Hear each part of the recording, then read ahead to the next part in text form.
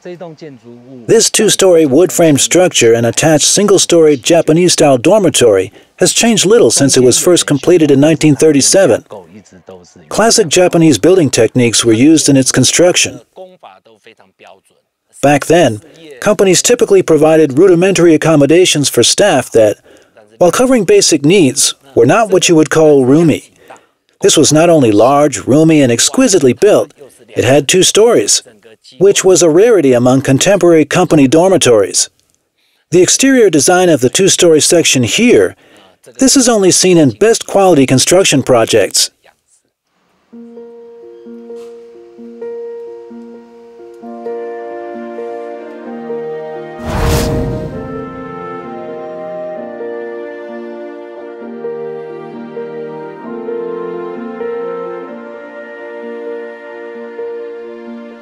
Today, Taiping-shan Heritage Hall, the only remaining colonial-era building in Taiping-shan NFRA's Villa District, offers splendid views of the surrounding alpine landscape. Once offering comfortable accommodations to visiting VIPs and forestry staff, the hall's been restored and repurposed to showcase Taiping-shan's modern history and heritage. The building's footprint is 578 square meters. The main entrance in the back of the building opens onto a small entryway, and then the interior. The 5 rooms on the first floor measure 13 square meters each, with sliding doors in between that can be opened or closed based on the occasion. An encircling hallway connects to the manager's office and stairway to the upper floor.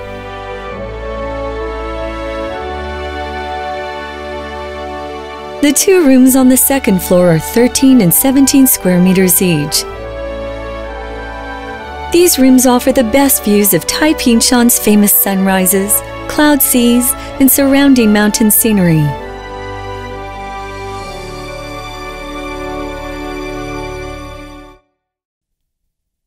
In 2012, a torrential typhoon downpour shifted the foundation, severely damaging the building and separating sill beams from support columns.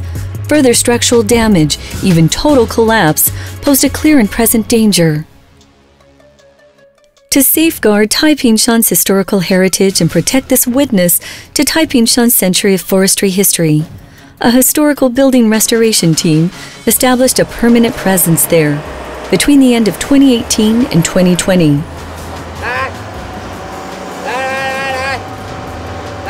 Their first task was to make sure that the faithfully restored building could be reset on its original foundation. To this end, the engineering team installed an array of micropiles on the site, fixed in concrete, and then erected a retaining wall made of tightly compacted soil, mixed with pebbles.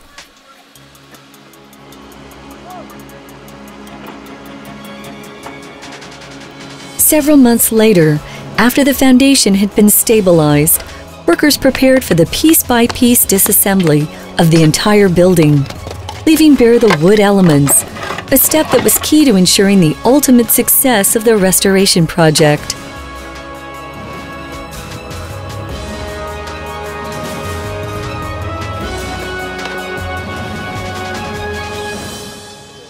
A dismantling survey was required for this historical building, and serial numbers are used to let everyone know, for example, where a post originally stood and whether wood is reusable or not. Serial numbers will be catalogued and then referenced during reassembly work. This mainly involves structural elements. Generally, good wood will be reused in the restoration, while degraded wood will be replaced or repaired. The survey identified over 800 structural wood elements in the building. 52% could be used as is, 16% could be repaired and reused, and 32% were damaged beyond repair and required replacement. Regardless of their condition, all of the wood elements were disassembled to confirm initial analyses and to begin repair work.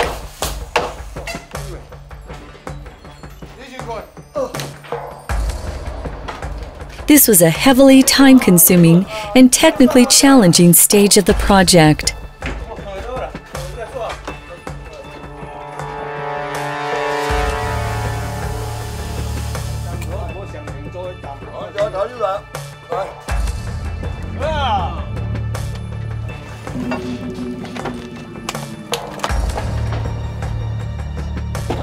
dismantling finally finished after more than 2 months of work.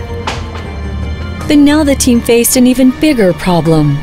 Where could they obtain the rare Taiwanese cypress necessary to accomplish a faithful restoration of this historical, primarily Taiwan cypress building? For this, they sought the assistance of Taiwan's highest forestry affairs agency, the Taiwan Forestry Bureau.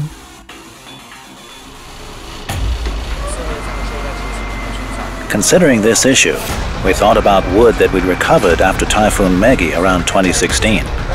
Rain during that typhoon had flooded out a river silt dam in the Mingzhi area and sent logs downstream, endangering roadways. We sent a team in and eventually cleared the logs out.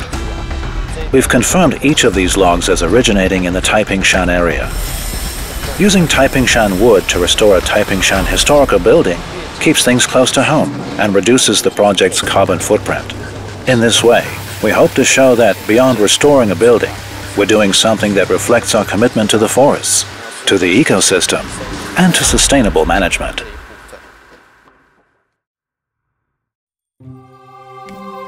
Now, carpenters set to work on the inspections necessary to give tailored treatment to each one of the project's nearly 1,000 wood pieces.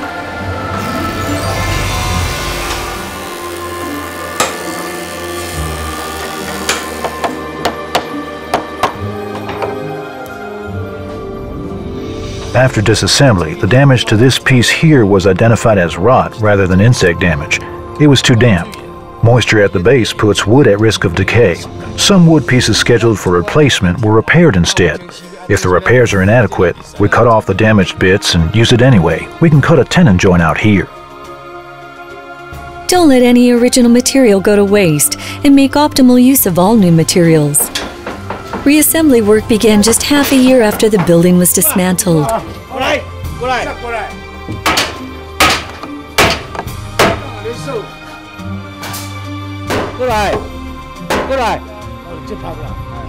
The reassembly process further challenged the restoration team to ensure the longevity of their building.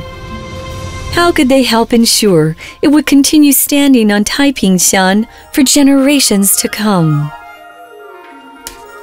Taking into consideration changing climate trends, we've added quite a few new safety enhancements to reinforce building joints and make the whole building safer.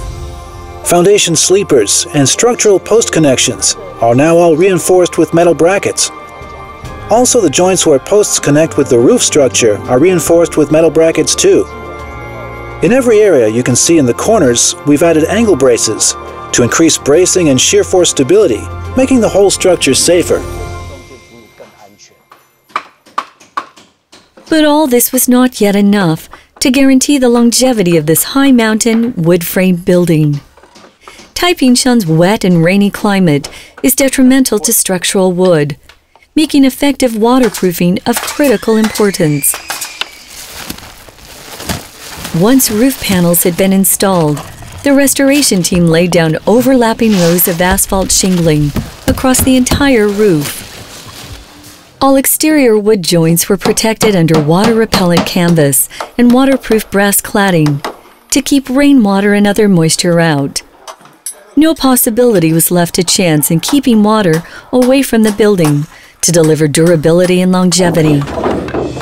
Finally, after 6 years of planning and over 2 years of restoration work, the faithful restoration of Taipingshan Heritage Hall to its colonial-era glory is now finished.